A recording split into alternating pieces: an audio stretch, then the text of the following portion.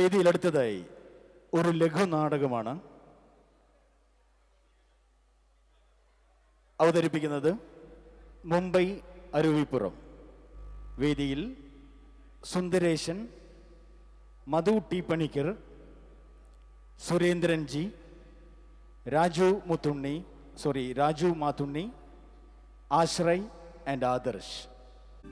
ശിവഗിരി തീർത്ഥാടന അനുമതി 1928 ജനുവരി 19 ശ്രീനാരായണ ഗുരുദേവൻ കോട്ടയം നാഗമ്പടത്ത് ശിവക്ഷേത്രത്തിലെ തേന്മാവിൻ ചുവട്ടിൽ വിശ്രമിക്കവേ വല്ലഭശ്ശേരി ഗോവിന്ദൻ വൈദ്യർ, കിട്ടൻ റൈറ്റർ എന്നീ പ്രമുഖ വ്യക്തികൾ ഗുരുദേവനെ കാണാൻ അവിടെയെത്തി.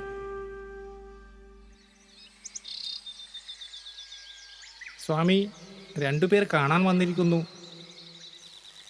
എന്താ വൈദ്യരെ റൈറ്ററുമായിട്ട്? റൈറ്റർക്ക് തൃപ്പാദ സന്നിധിയിൽ ഒരു കാര്യം ഉണർത്തിച്ച് അനുവാദ കൽപ്പന വാങ്ങിപ്പാനുണ്ട്. എന്താണ്, പറയാമല്ലോ.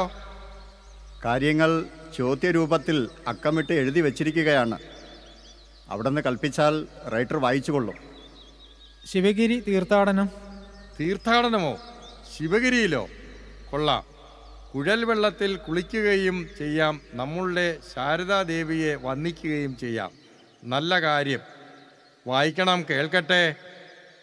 ഞങ്ങൾക്ക് ശിവഗിരി ഒരു പുണ്യസ്ഥലമായി തൃപ്പാദങ്ങൾ കൽപ്പിച്ച് അനുവദിക്കണം എന്ന് അപേക്ഷിക്കുന്നു. വർക്കല ജനാർദ്ദന ക്ഷേത്രം പുണ്യസ്ഥലമാണല്ലോ. അതിനടുത്തുള്ള ശിവഗിരി കൂടി പുണ്യസ്ഥലം ആകുമോ? സവർണരുടെ പുണ്യസ്ഥലങ്ങളിൽ ഞങ്ങൾക്ക് പ്രവേശനമില്ല സ്വാമി. അല്ലാതെ പോകുന്നവർക്ക് ദേഹോപദ്രവവും മാനക്കേടും പണനഷ്ടവും ആണ് ഉണ്ടാകാറുള്ളത്. തൃപ്പാദങ്ങൾ കൽപ്പിച്ചാൽ ശിവഗിരി പുണ്യസ്ഥലമാകും. അവിടുന്ന് കൽപ്പന ഉണ്ടായാൽ മതി. നാം പറഞ്ഞാൽ ശിവഗിരി പുണ്യസ്ഥലമാകുമെന്നാണ് റൈറ്ററും വൈദ്യരും അല്ലേ? ഞങ്ങൾ അത് പൂർണ്ണമായി വിശ്വസിക്കുന്നു. അപ്പോൾ നാം പറയുകയും നിങ്ങൾ രണ്ടാളും വിശ്വസിക്കുകയും ചെയ്താൽ ആകെ 3 പേർ ആയി മതിയാകുമോ? കൽപ്പനയുണ്ടായാൽ ഞങ്ങൾ 20 ലക്ഷവും ഞങ്ങളെപ്പോലുള്ള മറ്റ് അധകൃതരും ശിവഗിരി പുണ്യസ്ഥലമായി സ്വീകരിക്കുകയും വിശ്വസിക്കുകയും ചെയ്യും. വിശ്വാസം ഉണ്ടല്ലോ, കൊള്ളാം. അനുവാദം തന്നിരിക്കുന്നു. തീർത്ഥാടകർ ആണ്ടിലൊരിക്കൽ ശിവഗിരിയിൽ വരണമെന്നാണ് ആഗ്രഹിക്കുന്നത്. അതെപ്പോൾ, ഏത് മാസം, തീയതി, നക്ഷത്രം ആയിരിക്കണമെന്ന് അവിടുന്ന് കൽപ്പിച്ചാലും. തീർത്ഥാടകർ ശിവഗിരിയിൽ വന്നുകൂടുന്നത് യൂറോപ്യന്മാരുടെ ആണ്ടുവെറുപ്പിന് ആയിക്കൊള്ളട്ടെ. ജനുവരി മാസം 1-ാം തീയതി. അത് നമ്മളുടെ കണക്കിന് ധനുമാസം 16, 17 തീയതികളിൽ ആയിരിക്കും. അത് കൊള്ളാം, നല്ല സമയം. തീർത്ഥാടകർ വല്ല വ്രതവും ആചരിക്കണമോ? അതിൻ്റെ രീതികൾ കൽപ്പനയുണ്ടായാലും. നീണ്ട വ്രതവും കഠിന വ്യവസ്ഥകളും ഇക്കാലത്ത് എല്ലാവരും ആചരിച്ചെന്ന് വരില്ല.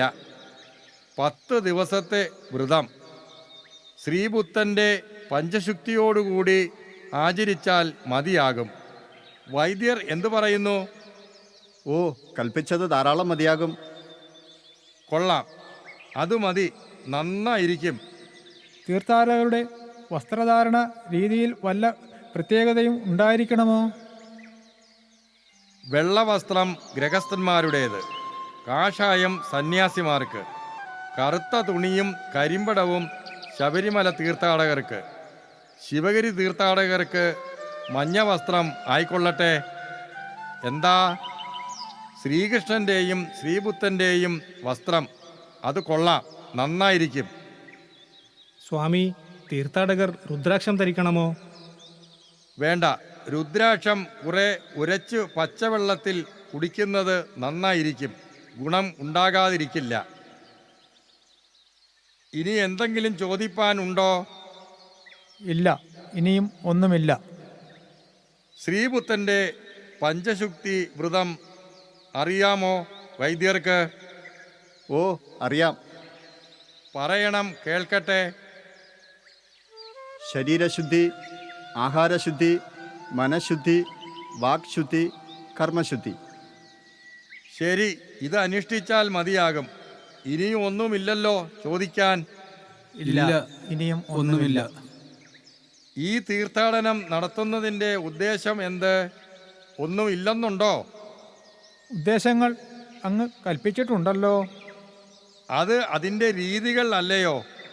രീതികളാണോ ഉദ്ദേശം? വൈദ്യർ എന്തു പറയുന്നു? തീർത്ഥാടനത്തിന് ഉദ്ദേശമൊന്നുമില്ലെന്നുണ്ടോ?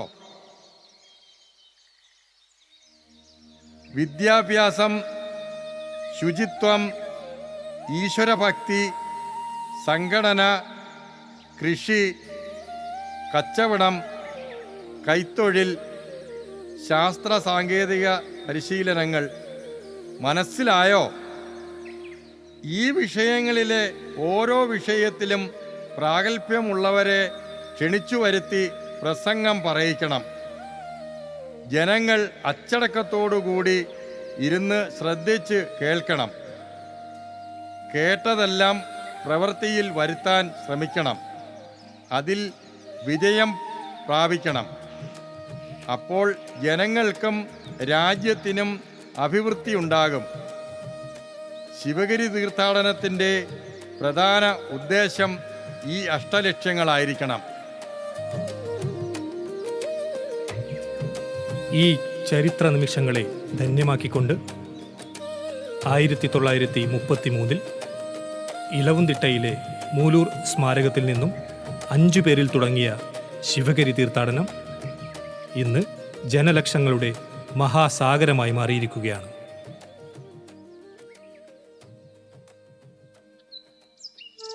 ജാതിഭേദം മതദ്വേഷം ഏതുമില്ലാതെ സർവരും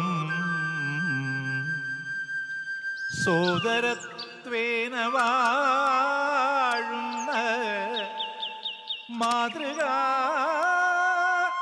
സ്ഥാനമാണിത്.